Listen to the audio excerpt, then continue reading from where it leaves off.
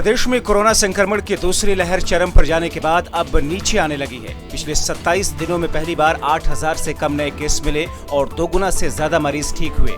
आपको बता दें कि 7488 नए केस दर्ज किए गए और 14279 लोग स्वस्थ हुए हैं। राज्य के 17 जिलों में नए केसों के मुकाबले ठीक होने वालों की संख्या अधिक रही। 20 अप्रैल को 7811 केस आए।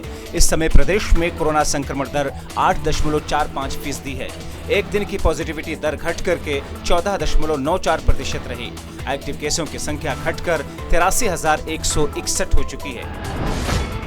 कोरोना के बाद अब ब्लैक फंगस जानलेवा होता जा रहा है। सोमवार को प्रदेश में करनाल के बीजेपी पार्षद समेत 5 लोगों की ब्लैक फंगस से मौत हो गई।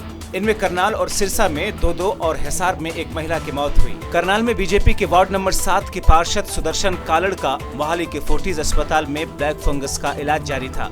सोमवार सुबह उनकी मौत हुई। हाल ही में वो कोरोना को मात देकर लौटे थे।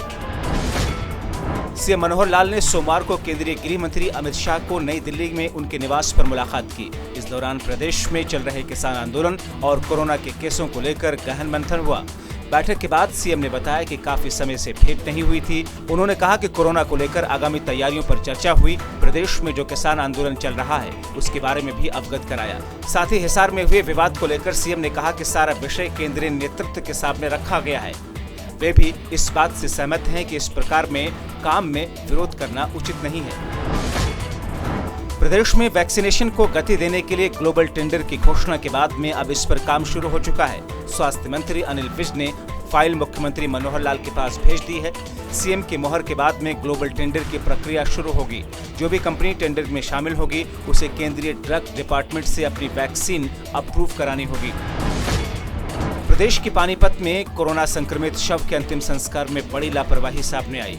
इस कारण 18 दिन तक शव पोस्टमार्टम हाउस में सड़ता रहा। जब दुर्गंध से लोग परेशान हो उठे तो उनकी खोजबीन शुरू की गई। आपको बता दें कि जेब में मिले मोबाइल फोन से परिजनों को जानकारी दी गई। फिर सोमवार को कोविड गाइडलाइन के तहत शव का अंतिम संस्कार किया गया।